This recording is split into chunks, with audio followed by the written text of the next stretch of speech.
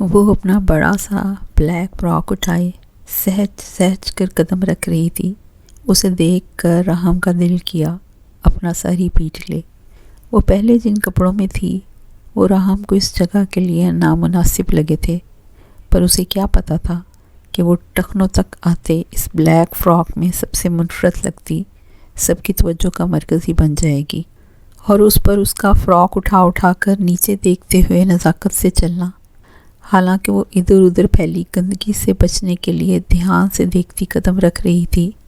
یہ بکرا میرا، دیکھو ردا، یہ کتنا پالا شا بیبی ہے نا۔ اس کی آواز پر رحم اور فواد بے ساختہ پلٹے تھے۔ وہ ایک کالے اور سفید بکرے کو گلے لگائے تقریباً اس سے چمٹی کھڑی تھی۔ وہ بمشکل خود پر قابو پاتا اس کی طرف بڑھا تھا۔ ہیر، اس کا سائز دیکھا ہے تم نے؟ ہمیں قربانی کے لیے چاہیے، گود لینے کے لیے نہیں۔ وہ بمشکل اپنے گھٹنے تک آتے بکرے کو دیکھ کر خود پر ضبط کرتے بولا تھا، لیکن مجھے کیوٹ سا بکرا چاہیے، باقی سب اتنے خرانٹ ہیں۔ وہ اس چھوٹے سے بکرے کو چھوڑتی مایوسی سے بولی تھی۔ بالکل آپ کی طرح، ہلکے سے منمنا کر جملہ پورا کرتی وہ ردا کے ساتھ آگے بڑھی تھی۔ فواد کا کہکہا جاندار تھا۔ رحم نے اسے گورا تھا۔ شکر کیا کر بیٹا، تیری کوئی بچپن کی بیوی نہیں ہے، ورنہ اپنے دادا کی یہ بچپن کی سوغات جھیلنے کا حوصلہ صرف رحم حسن کا ہی ہو سکتا ہے۔ وہ اپنے سلکی بالوں میں ہاتھ پھیرتا اسے دیکھتے بولا تھا، جو اب ایک اور کیوٹ سے بکرے کے گلے کا ہار بنی ہوئی تھی۔ فواد نے پھر سے ایک کہکہا لگایا تھا، کچھ بھی کہ یار، حوصلہ تو اس چھوٹی سی لڑکی کا ہے جو تیرے جیسے بندے کو بچپن سے پاگل بنایا ہوا ہے۔ آفت کی پڑیا ہے پوری، نائمہ نے بتایا نہیں تجھے؟ وہ اس کی بات اچک کر پوری کرتا اسے فون کال کا حوالہ دے گیا تھا۔ نائمہ تو کہہ رہی تھی رحم بہت لکی ہے، اتنی معصوم بچپن کی بیوی ملی ہے جس کا بچپن کا شوہر بھلے ہی اس سے عشق نہ کرے، پر وہ تب بھی اپنے شوہر کو کسی اور کے حوالے نہیں کرے گی۔ فواد ہنس رہا تھا، پر لہجے میں اب احترام تھا۔ رحم نے سرد آہ بھرتے فواد کے کندھے پر ہاتھ رکھا تھا۔ میرے دوست، یہ گھنٹہ 1.5 گھنٹہ تو بھی یہی ہے، میں بھی یہی ہوں۔ جب ایک عدد کیوٹ شا پالا شا بکرا ڈھونڈتے ڈھونڈتے تیری ٹانگیں جواب دینے لگیں، تب رحم حسن کا بچپن کا دکھ تجھے اپنے دل پر محسوس ہوگا۔ وہ اس کے کندھے کو تھپ تھپاتا متانت سے آگے بڑھا تھا، جبکہ فواد ہنستا ہوا اس کے پیچھے لپکا تھا۔ ہیر، میں 2 بکرے لے چکا ہوں، فواد اپنی گائے لے چکا ہے، اور تمہارا وہ کیوٹ بکرا مل کے نہیں دے رہا۔ وہ اب پھٹ ہی تو پڑا تھا۔ تو اس میں میری کیا غلطی؟ آپ خود بھی تو دیکھ ہی رہے ہیں، کسی بکرے کا قد بڑا ہے تو کوئی شکل سے کیوٹ نہیں لگ رہا۔ وہ ادھر ادھر دیکھتی بولی۔ رحم نے گہرا سانس لیے خود پر قابو پایا تھا۔ 2 گھنٹے ہونے کو آئے تھے ان کو یہاں آئے ہوئے۔ شکر ہے نائمہ کو اس مخلوق سے ڈر لگتا ہے، میں سوزوکی والا دیکھتا ہوں کوئی۔ فواد ہیر کو ایک نظر دیکھتا اس کے کندھے پہ ہاتھ رکھ کر افسوس بھرے لہجے میں بولا تھا، جو اب ایک بکرے کو ہاتھ لگانے کی تگ و تو میں تھی، پر وہ بھی شاید کسی بات پر غصہ کھائے ہوئے تھا جو اسے سر مارنے کو تیار تھا۔ رحم نے دانت پر دانت رکھے اسے گورا تھا۔ وہ ہنستا ہوا آگے بڑھا تھا، اور اس کو دیکھیں، یہ تو دور سے ہی مارنے آ رہا ہے، اب ایسے بکرے کے ساتھ میں سیلفی کیسے لوں گی؟ وہ افسوس سے دائیں بائیں سر کو ہلاتی بولی۔ رحم نے اسے گورا تھا، جبکہ ردا نے بیزار شکل بنائی تھی۔ ردا، مجھے تو لگتا ہے اس کا بھی کوئی بچپن کا شوہر ہے، دیکھو نا بیچارہ زندگی سے ہی بیزار لگ رہا ہے۔ وہ ذرا سا جھک کر بکری کی شکل کو بغور دیکھتی بولی تھی، بچپن کا شوہر نہیں، بیوی ہیر، ردا تب کر کہتی ذرا سا آگے بڑھی تھی۔ جانے من، یہ بکرا ہے۔ اس سے پہلے کہ وہ ردا کو جواب دیتی، اپنے بہت قریب سرگوشی سن کر وہ سٹپٹا کر گردن موڑ گئی۔ وہ شرارت سے اسے دیکھ رہا تھا۔ اس کے طرز تخاطب پر ہیر رحم کا چہرہ سرخ ہوا تھا۔ لیکن میں تمہاری بات سے اتفاق کرتا ہوں، اس دکھ کے مارے کی شکل دیکھ کر صحیح معنوں میں لگتا ہے بیچارے کی بچپن کی بیوی 24 گھنٹے اس کے سر پر سوار رہتی ہے۔ وہ اس کو آنکھ مارتا سیدھا ہوا تھا، پر ہیر رحم حسن کے 14 طبق روشن کر ہی گیا تھا۔ وہ مزید سٹپٹا کر پیچھے ہوتی کسی سے ٹکرائی تھی، اور اس کے ساتھ ہی کسی کی خوشبودار زلفیں اس کے بازو سے مس ہوئی تھیں۔ ہیر نے فوراً سے پلٹ کے پیچھے دیکھا تھا، لیکن اس کی اپنی روح ہی فنا ہوئی تھی۔ ہیر دیکھ کر راہم نے اسے اپنی طرف کھینچا تھا، اور ہیر راہم حسن، جو ابھی راہم حسن کے طرز تخاطب اور اس کی حرکت پر سرخ ہوتی، اسے شرما رہی تھی۔ کسی کی پرواہ نہ کرتے بیچ منڈی میں ایک دم اس سے لپٹی تھی۔ اصل میں ہیر راہم ابھی اپنے بچپن کے شوہر سے شرماتے ہوئے جن سے ٹکرائی تھی اور جن کی خوشبودار زلفیں اس کے ہاتھ کو بوسہ دے گئی تھیں، وہ کوئی اور نہیں بلکہ ہیر راہم کے اپنے قد سے بھی بڑا بیل تھا۔ ہائے امی، اتنا بڑا ہے، ہائے مجھے بچائیں۔ وہ اس سے لپٹی اس کے اندر گھسی جا رہی تھی۔ آس پاس کے لوگ متوجہ ہوئے تھے۔ صاحب کچھ نہیں کہتا، آپ یہاں آگے سے ہاتھ لگا لیں، بلکہ خوش ہوتا ہے۔ وہ بیوپاری سچویشن کی پرواہ کیے بغیر راہم کو اپنا بیل بیچنے کے لیے اپنے بیل کی تعریفیں کرنے لگا، اور راہم حسن کے حواس جو اسے خود سے لپٹا دیکھ کر اب تک مفلوج ہو چکے تھے، اچانک کام کرنے لگے تھے۔ بچیاں ڈر جاتی ہیں۔ ایک بوڑھے شفیق انکل نے شفقت سے مسکراتے ہوئے ہیر کے سر پہ ہاتھ پھیرا تھا۔ وہ بمشکل مسکرایا تھا۔ ہیر، کیا کر رہی ہو؟ یہ ہمارا بیڈ روم نہیں، منڈی ہے، ہٹو۔ وہ اس کے کان میں گراتے ہوئے اس نے اسے بازو سے پکڑے خود سے دور کرنے کی کوشش کی تھی۔ ہیر نے ذرا سا فاصلہ بڑھا کر اپنے سائز سے بھی بڑے بیل کو دیکھا تھا، جو اپنی گول گول آنکھوں سے ہیر راہم کو دیکھتا پوچھ رہا تھا، کیسی ہو؟ وہ پھر اس سے لپٹی تھی۔ ماشاءاللہ صاحب، 700 کلو کا ہے۔ وہ محبت سے اس پہ ہاتھ پھیرتا ہوا اس کا وزن سن کر ہیر کو غش آنے لگا تھا۔ پہلے اس کو ہٹائیں۔ وہ اس کے سینے میں گھستے ہوئے منمنائی تھی۔ بیٹا ہٹاؤ اسے، بچی ڈر رہی ہے۔ وہی شفیق انکل بیوپاری کو ڈانٹتے ہوئے بولے، جس نے اپنے پیلے پیلے دانتوں کی نمائش کرتے ہیر کو مزے سے دیکھا تھا۔ ارے ہٹاؤ بھئی اس کو۔ اب کے راہم نے تھوڑا غصے اور جھنجھلا کر اسے گھورا تھا۔ وہ اپنے دانت میں کوستا بیل کو ہٹا گیا تھا۔ اب آپ مجھے چھوڑنا پسند کریں گی؟ وہ اس کے سر کو دیکھتا تنزیہ بولا تھا۔ ہیر نے اسے دیکھنے کے بجائے ہنوز اس سے لپٹتے ہوئے پہلے گردن موڑ کر اچھے سے اپنی تسلی کی تھی۔ اف، ہٹ گیا ہے وہ۔ مجھے تو لگتا ہے عید کی رات مجھے تمہیں آداب سکھانے میں لگے گی۔ تمہاری یہ بے تکلفی مجھے مروائے گی کسی دن۔ وہ اسے خود سے دور کرتا اس کا ہاتھ تھامے منڈی سے باہر آیا تھا۔ پیچھے پیچھے ردا اپنی ہنسی چھپاتی تصور میں فائزہ کے سامنے اس کی ٹانگ کھینچنے کی تیاری کرتی آ رہی تھی۔ بہت تماشا ہو گیا ہے، چلو اب۔ وہ اپنی شرٹ کی سلیوز موڑتا ہوا بولا۔ کوئی نہیں، میرا بکرا۔ اس کی دہائی پر راہم نے اسے گھورا تھا۔ 5 منٹ ہیں تمہارے پاس، نہیں پسند آیا میں اپنی مرضی سے کوئی بھی لے لوں گا، وہ کہتا ہوا اندر بڑھا تھا۔ کیوں کوئی بھی لے لیں گے؟ مجھے کیوٹ بکرا ہی لینا ہے، سن لیں آپ۔ وہ تن فن کرتی اس کے پیچھے لپکی تھی، جبکہ ردا افسوس سے سر ہلاتی آگے بڑھی تھی۔ ہیر، یہ بہت چھوٹا ہے۔ راہم نے گہرا سانس لیے اپنے گھٹنے سے بمشکل 1-2 انچ اونچے بکرے کو دیکھ کر کہا تھا، یہ بھی تو دیکھیں کتنا کیوٹ ہے، پالا شا بیبی۔ بس یہ ڈن ہے۔ وہ کیوٹ سے ننھے منھے بکرے کی بلائیں لیتی بولی، لیکن اس کے دام سن کر راہم چیخا تھا، اونٹ نہیں لے رہے ہم، یہ 2 انچ کا بکرا 30,000۔ راہم نے اپنے بچپن کی بیوی اور بکرا دونوں کو ایک ساتھ گھورا تھا۔ اس کے 2 انچ بولنے پر اس کی بچپن کی بیوی نے برا مناتے ہوئے اپنے بچپن کے شوہر کو گھورا تھا۔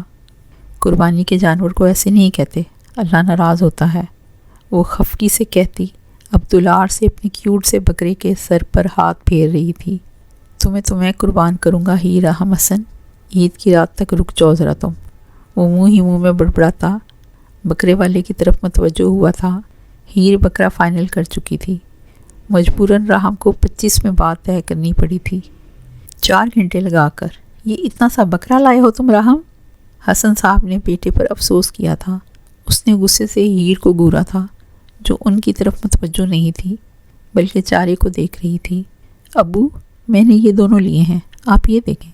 راہم نے ان کا دھیان اپنے خریدے ہوئے 2 تگڑے بکروں کی طرف دلایا تھا۔ تایابو میرا بکرا دیکھیں، میں نے پسند کیا ہے۔ وہ اچانک سے ان کا بازو تھامتی ان کا رخ اپنے ننھے سے بکرے کی طرف کرتی ہوئی بولی، کیوٹ ہے نا تایابو؟ وہ اب بکرے کے گرد باہیں پھیلاتی پوچھ رہی تھی۔ انہوں نے بے ساختہ پاس کھڑے بیٹے کو دیکھا تھا، جس نے اپنے پسند کیے بکرے پر ہاتھ پھیرتے جتاتی نظروں سے انہیں دیکھا تھا۔ وہ کہا لگا گئے تھے، پاپا پاپا آپ دیکھیں، میرا پالا سا بیبی ہے یہ۔ انعام صاحب کو دیکھ کر اب وہ ان کی طرف لپکی، جبکہ حسن صاحب نے ان کے آنے پر بے ساختہ اوپر دیکھ کر شکر کیا، ورنہ ان کے ہنسنے پر وہ ضرور ان سے خفا ہو جاتی۔ ان کو دیکھ کر رحم ہنسا تھا۔ محترمہ ہیر صاحبہ نے ایک کو اپنا کیوٹ سا بکرا دکھایا تھا، جو واقعی پالا سا بیبی تھا، پورا وائٹ، جس کے صرف کان آدھے کالے تھے۔ پھوپھو دیکھیں، اس کی پلکیں بھی ہیر جیسی ہیں، بڑی بڑی۔ ردا کے کہنے پر جہاں بڑوں نے اپنی ہنسی روکی تھی، وہیں رحم حسن کھل کر کہکا لگا گیا تھا اور وہ ناراضگی سے واک آؤٹ کر گئی تھی۔ صرف 4 دن ہے تمہاری رخصتی میں، اب یہ اچھلنا کودنا بند کر دو۔ زرینہ نے اسے باہر بھاگتے ہوئے پکڑا تھا، جو فائزہ کے بچوں اور ردا کے ساتھ کب سے بکروں میں لگی ہوئی تھی۔ امی پتہ نہیں آپ لوگوں کو اتنی جلدی کیوں تھی؟ وہ ایک دم نرم پڑتی ان کے کندھے سے لگی تھی۔ اس کی آواز میں نمی محسوس کرتے زرینہ نے محبت سے اسے خود سے لگایا تھا۔ زرینہ کی اپنی آنکھیں نم ہوئی تھیں۔ میری پاگل بیٹی نہ ہو تو۔ ختیجہ نے اس کے برابر بیٹھتے اسے خود سے لگایا تھا۔ میں تو سمجھی تھی صرف میری بیٹی ہی پاگل ہے، لیکن زرینہ تم نے تو نادانی میں میری دیوانی بیٹی کو بھی پیچھے چھوڑ دیا ہے۔ وہ زرینہ کی نم آنکھیں دیکھتی ہنستے ہوئے بولی تھیں۔ زرینہ جھیمتی ہوئی اپنی آنکھیں صاف کرنے لگی تھی، پر ہیر رحم صاحبہ رونے لگی تھیں۔ ارے میرا بچہ، تم کون سا دور جا رہی ہو؟ انہوں نے اس کی پیشانی چومی تھی۔ مجھے نا بہت ڈر لگ رہا ہے، سب کے سامنے مجھے اتنا ڈانٹتے ہیں۔ اکیلے کمرے میں وہ کچھ کہتے کہتے وہ اس دن ردا اور فائزہ کی معنی خیز ہنسی یاد کرتی رکی تھی۔ اب وہ کسی کو کیا بتاتی کہ رحم حسن کا سوچ کر ہی اس کے دل کی عجب حالت ہو رہی تھی۔ ان دونوں نے ایک دوسرے کو دیکھا تھا۔ دیکھ لیں بھابھی آپ، زرینہ نے بے اختیار اپنے سر پر ہاتھ رکھا تھا۔ تائی امی، آپ نے کبھی ان کو نہیں ڈانٹا؟ میری امی مجھے ڈانٹتی ہیں، ان کے بارے میں 100 ہدایتیں دیتی ہیں۔ ان کو تو اچھی فرما بردار بیوی مل جائے گی، پر میرا کیا ہوگا؟ اس کی بات پر کب سے اوپر کھڑے راہم نے بمشکل اپنا کہکہ روکا تھا۔ اچھی فرما بردار بیوی، ہائے میں قربان۔ وہ اپنے بالوں کو ہاتھ سے اوپر کرتا دلکشی سے اس کی بات دہرا گیا تھا۔ فائزہ نے اس کے برابر کھڑے ہوتے اسے دیکھا تھا، جبکہ وہ نیچے ابھی تک اس کی شکایتیں جمع کروا رہی تھی۔ وہ انہیں دیکھ کر ہنسا تھا۔ میں کان کھینچوں گی رحم کے، اگر اب اس نے میری بیٹی سے زور سے کوئی بھی بات کی تو۔ ختیجہ نے ہنستے ہوئے اسے اپنے ساتھ لگایا تھا۔ وہ مسلسل ہنس رہا تھا۔ اپیا، کیوٹی آپ کو بلا رہا ہے۔ وہ ردا اپیا کے ہاتھوں سے بھی کھانا نہیں کھا رہا، میں کر کے آپ کو بلا رہا ہے۔ پریشے کی عظیم منطق پر ختیجہ زور سے ہنسی تھی، جبکہ زرینہ نے اپنے سر پر ہاتھ پھیرا تھا۔ امی، کیوٹی مجھے بلا رہا ہے، وہ فکر مندی سے کہتی باہر بھاگی تھی۔ لگتا ہے میری چھت والی محنت پر تم نے پانی پھیر دیا بھتیجے۔ فائزہ نے افسوس سے بولنے پر وہ زور سے ہنسا تھا۔ جبھی فائزہ نے اس کا کان پکڑا تھا۔ پھوپھو، 3-4 دنوں میں میری شادی ہے اور آپ ابھی تک میرے کان کھینچتی ہیں۔ وہ اپنے کان چھڑاتا اچھا خاصا جھنجھلایا تھا۔ میں اپنے نکمے بھتیجے کے بچوں کے سامنے بھی ان کے ابا کے کان کھینچوں گی۔ ان کی بات پر وہ دل کھول کر ہنسا تھا، جبکہ نیچے ختیجہ زرینہ کو تسلی دے رہی تھی۔ یقین کرو زرینہ، 1 ہفتے میں ہی یہ تمہیں اتنی بڑی بڑی سلجھی ہوئی لگنے لگے گی کہ تمہیں یقین نہیں آئے گا کہ وہی کٹکٹے لگاتی ہیر ہے۔ شادی ذمہ داریوں کا نام ہے، اس لیے ماں باپ کے گھر بچیوں کو دل سے رہنے دو۔ میں مانتی ہوں ہیر اپنے ہی گھر میں رہے گی، رحم سلجھا ہوا بچہ ہے، لیکن زرینہ شادی شدہ زندگی لڑکا لڑکی دونوں کی ذمہ داری بنا دیتی ہے۔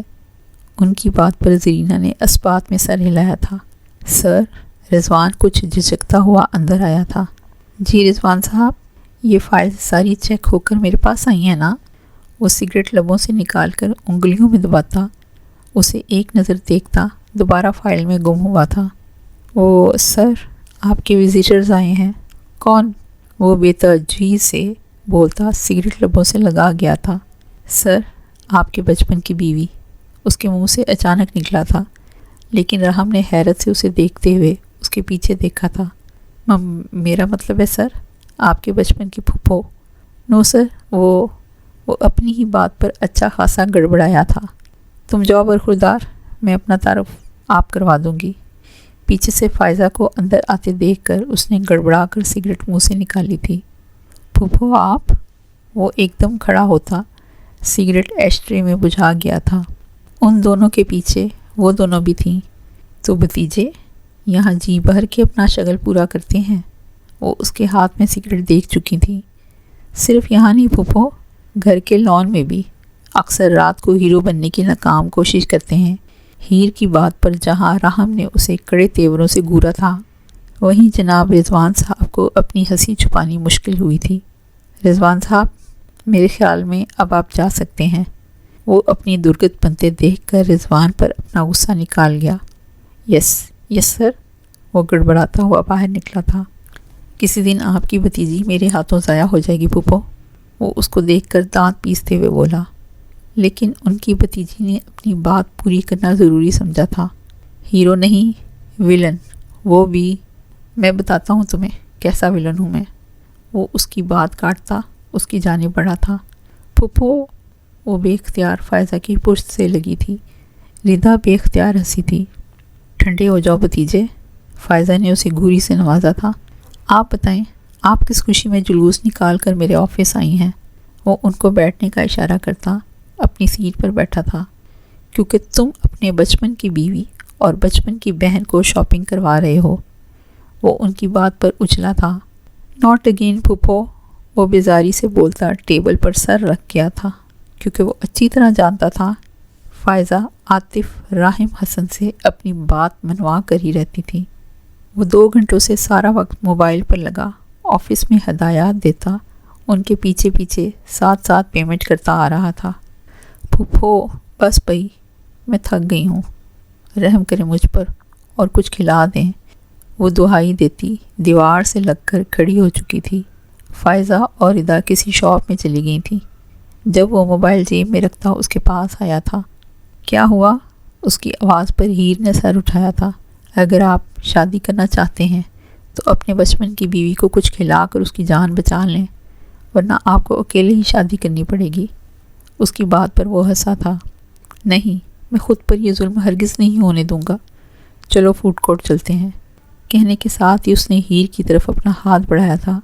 ہیر نے بے دھیانی میں اپنا ہاتھ اس کی طرف بڑھایا تھا، لیکن محترم رحم صاحب اس کے ہاتھ سے شاپرز لیتے ہوئے آگے بڑھ چکے تھے۔ وہ جو سوچ رہی تھی کہ وہ اس کا ہاتھ تھامنے لگا ہے، ایک لمحے کو منہ کھولے اس کی پشت کو دیکھتی رہی تھی۔ پاس سے گزرتی ایک دوشیزہ سارا سین ملاحظہ کرتی اپنی ہنسی نہیں روک پائی تھی۔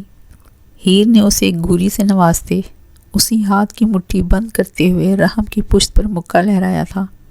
کیا کھاؤ گی؟ وہ شاپر پاس پڑی کرسی پر رکھتا پوچھ رہا تھا۔ جو بھی کھاؤں گی، پر لائیں گے آپ؟ وہ دب سے کرسی پر بیٹھتی ٹیبل پر تقریباً لڑکتے ہوئے بولی تھی۔ ہاں، اب یہیں سو جاؤ تم۔ رحم نے اسے ٹیبل پر سر رکھتے دیکھ کر دانت پیسے تھے۔ اتنا تھک گئی ہوں میں۔ اپنی دہائی پر ایک زوردار کہکہے پر ہیر نے چونک کر سر اٹھایا تھا، جبکہ وہ سکون سے پیچھے مڑا تھا۔ ہاؤ کیوٹ رحم، I must say you are very lucky. وہ جو کوئی بھی تھی اشتیاق سے اس کی طرف بڑھی تھی، پر پیچھے فواد کو دیکھ کر ہیر کو 1 سیکنڈ لگا تھا اسے پہچاننے میں۔ ہیر رحم کی نظریں زمین میں گڑی تھیں۔ السلام علیکم، میں نائمہ۔ میرا نہیں خیال کہ مجھے مزید اپنا تعارف کروانا چاہیے، ہماری تفصیلی بات ہو چکی ہے۔ وہ خوشی سے بولتے ہیر کو گلے لگا گئی تھی، جبکہ اس کی بات پر فواد نے کہا لگایا تھا۔ وعلیکم السلام، I am really very sorry. میں اس دن وہ شرم سے پانی ہوتی منمنائی تھی۔ ارے نہیں بھائی، تم حق پر تھی، مجھے کچھ برا نہیں لگا۔ اگر میرے بچپن کے شوہر کو مجھ سے عشق نہ ہوتا تو میں تم سے بھی زیادہ بری طرح سے ریئیکٹ کرتی۔ وہ کرسی پر بیٹھتی بولی۔ شکر ہے نائمہ، تم مجھے ابھی ملی ہو۔ فواد کے بے ساختہ بولنے پر راہم نے زوردار قہقہہ لگایا تھا، جبکہ نائمہ نے اسے گھورا تھا۔ چل یار، اس سے پہلے کہ ماحول خراب ہو کچھ لے کر آتے ہیں۔